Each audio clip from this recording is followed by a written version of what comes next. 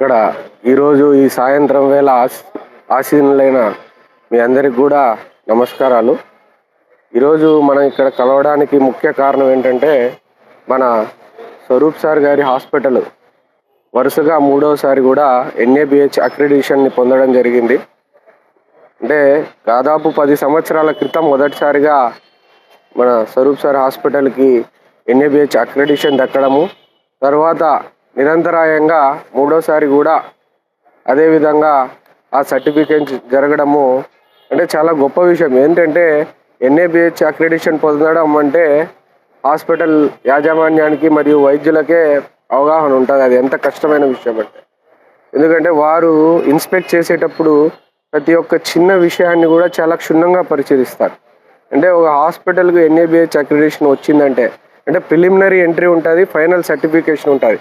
ఈ ఫైనల్ సర్టిఫికేషనే 3 సార్లు రెన్యువల్ అయింది సార్.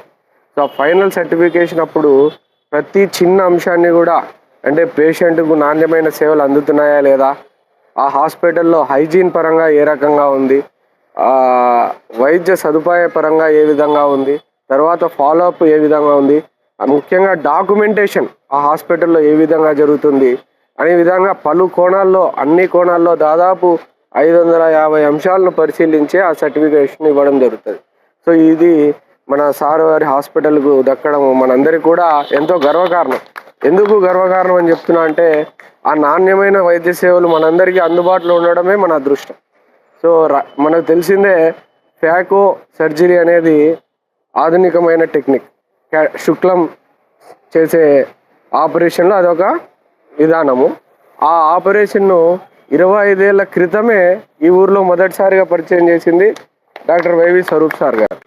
సో అదేవిధంగా ఆయన బాటలోనే ఈరోజు ఎంతోమంది వైద్యులు మరి తర్వాత తరంలో నేర్చుకుంటూ అది చాలామంది ప్రాక్టీస్ చేస్తారు. కాబట్టి ఈ విధంగా ఏ రోజుకు ఆ రోజు అంటే సార్ నుంచి మా తరం వాళ్ళు నేర్చుకోవాల్సింది ఏంటంటే ఏ రోజుకు ఆ రోజు అప్డేట్ అవ్వడం కూడా మనం చూస్తున్నాం. సో ఇదంతా కూడా మనందరికీ ఆదర్శనీయమైంది. సో రాయలసీమలోనే ఆ రోజు మొట్టమొదటిసారిగా ఒక ఆఫ్థల్మాలజీ అంటే కంటి ఆసుపత్రికి NABH అక్రిడిషన్ దక్కడం ఆ రోజు మొదటిసారి. అదేవిధంగా కడప జిల్లాలో కూడా చూస్తే కేవలం పుష్పగిరి హాస్పిటల్ అంటే ఒక ట్రస్ట్ హాస్పిటల్ కేవలం మటుకు ఈరోజు NABH అక్రిడిషన్ ఉంది. రెండోది మన స్వరూప్ సార్ హాస్పిటల్. అంటే రెండోది అంటే ఆ రోజుకి ఇది మొదటిదే, తర్వాత కాలంలో ఆ హాస్పిటల్ రావడం వారికి కూడా ఈ గుర్తింపు ఉంది. కాబట్టి ఇంతటి గొప్ప సేవ చేస్తున్నటువంటి వైవి స్వరూప్ సార్ గారికి, అదేవిధంగా తన తండ్రి ఏవైతే నేర్పిన బాటలో ఆయన ఇన్ని ఏళ్ళు కొనసాగించడం అనేది అది కూడా ఎంతో ఆదర్శనీయమైనది. సో ఇంతటి గొప్పదనాన్ని మరియు ఇంతటి నాణ్యమైన సేవలు అందిస్తున్నటువంటి స్వరూప్ సార్ గారికి మా అందరి తరఫున కూడా మరోసారి ధన్యవాదాలు.